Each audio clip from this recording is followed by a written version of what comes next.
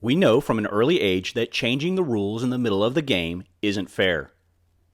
Both the Texas Constitution and the Texas Code of Criminal Procedure adhere to the same concept. The rules can't be changed during a criminal prosecution.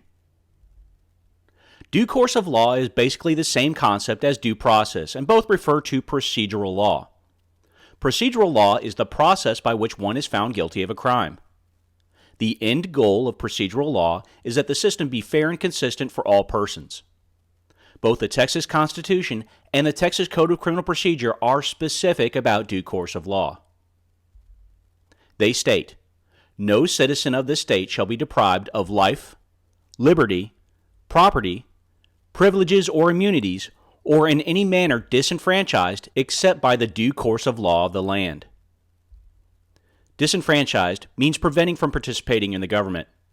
For example, Jim Crow laws passed in the 20th century were designed to disenfranchise African Americans. So once again, in Texas, no one may be deprived of life, liberty, property, privileges, or immunities, or disenfranchised except by due course of law. There must be a hearing, trial, or a formal procedure for any of these things to be taken away.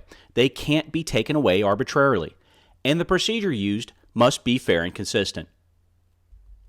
Finally, the Texas Constitution does not reserve due course of law only for criminal defendants.